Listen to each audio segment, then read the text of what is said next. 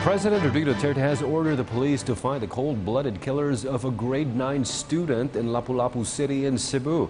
In his speech during the campaign rally of the PDP Laban in Kawayan City in Isabela, the president also reiterated his warning against people who commit such crimes and who are involved in illegal drugs. The details from Daniel Manalastas.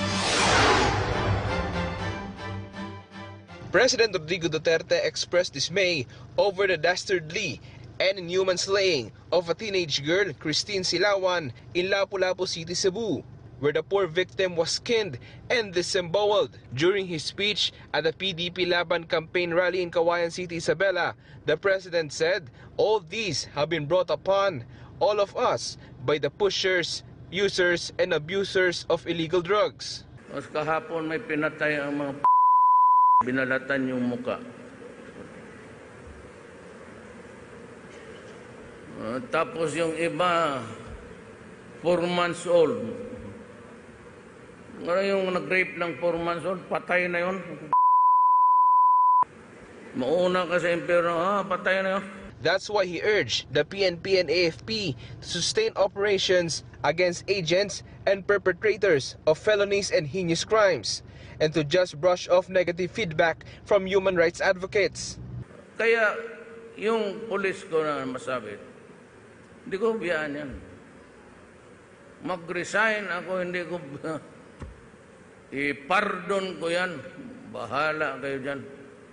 Lalo na droga. Sa droga wala akong patawad.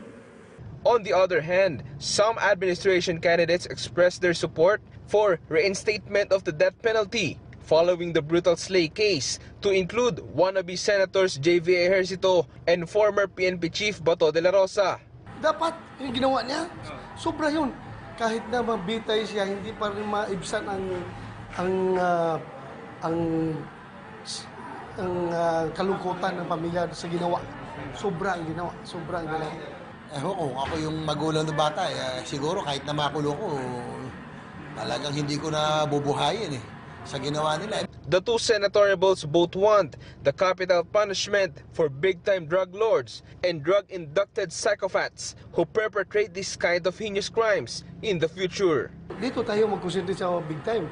Itong mga drug traffickers, sila yung nagpapabaha ng Cebu sa ating bansa.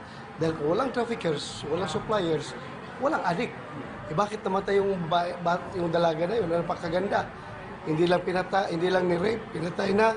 Sinaksak pa ng 30 plus na wounds sa kanyang katawan. Tapos tinuklap pa yung balat sa mukha. Hindi pa yung magawa ng isang normal na kriminal.